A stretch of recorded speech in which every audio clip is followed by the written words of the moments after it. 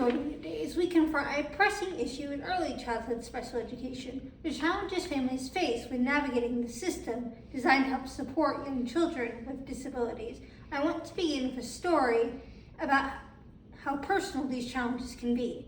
Let me tell you about a little girl who loved to learn. She was curious and full of potential, but she struggled early on with developmental delays, dyslexia, and ADHD.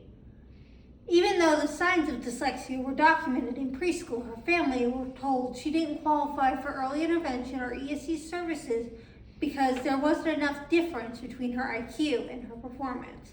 As she entered kindergarten and first grade, her family continued advocating, but they faced communication barriers and little urgency from school staff. Her mother, an ESC teacher who knew the system well, felt frustrated and defeated. She just wanted to help her child, yet every attempt seemed to lead to another closed door. Then came a turning point. At the end of first grade, the little girl slipped from a high diving board and suffered a traumatic brain injury. That moment changed her life for the better because it finally opened the door to the services she needed all along. Even then, it took another year to secure an IEP and accommodations she required. This happened 20 years ago, and yet many of the same barriers still exist today. Research across early childhood special education consistently shows the same patterns: fragmented systems, inconsistent eligibility criteria, and compliance-driven decisions, and families who feel overwhelmed as they navigate the complex processes. And studies also show that marginalized families often face disproportionate barriers due to systematic bias. Transitions between early childhood programs are often stressful.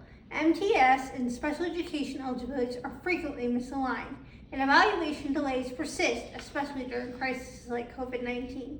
Together, this body of research makes one thing clear: the current system does not align with best practices. High-quality early childhood special education requires coordinated systems, equitable access, and cultural response practices, and strong family partnerships. Yet families continue to face unclear pathways, adverse dispute resolution, and inconsistent leadership.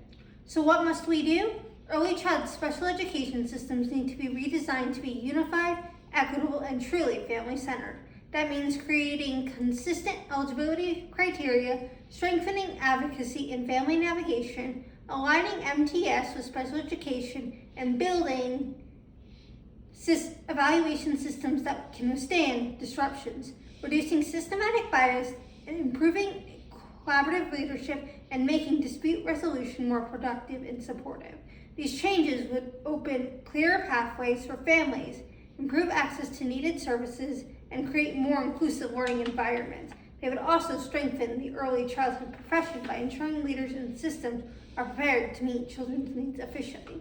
Advocating for these changes through a Christian worldview honors each child's dignity and supports families with compassion and justice, helping build communities where every child feels valued and supported.